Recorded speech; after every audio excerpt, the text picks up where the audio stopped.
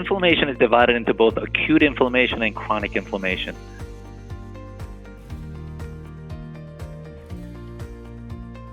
Acute inflammation is a process, it's an evolutionary process or mechanism developed by our body to fight off infections and invading organisms. What inflammation in essence is, it's an immune response. So something foreign enters our body mounts a response to get rid of it. Why? Because if bacteria, viruses enter our body, if it stays there and replicates and multiplies, then our body, our cells will die. So of course we want to get rid of this. So that's an immune response.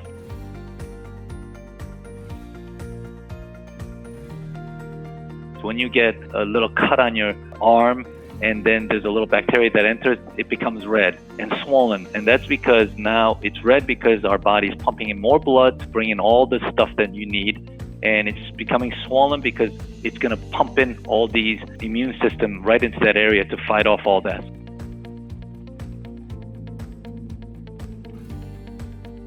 What's really bad for us is a chronic inflammation.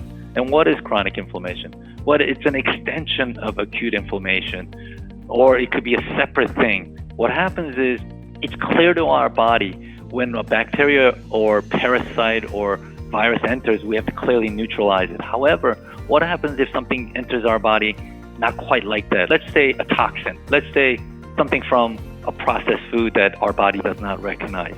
Then what our body does is it doesn't unleash this massive acute inflammation. It doesn't want to. It's a waste of resources for our body. Plus, we don't need that.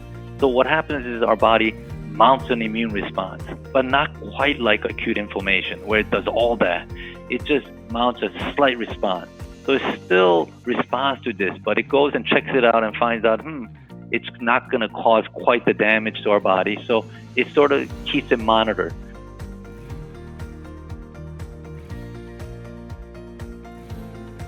Unlike acute inflammation, where our body pumps in a lot of blood to that area, chronic inflammation, opposite happens. What happens in chronic inflammation? In fact, blood flow slows down, meaning that these small blood vessels that are actually feeding oxygen and nutrients to the cells shuts down, literally. Then the cells undergo these three fates. As I said, they could either die, they could become diseased, or they could become cancerous. In most cases, they become diseased.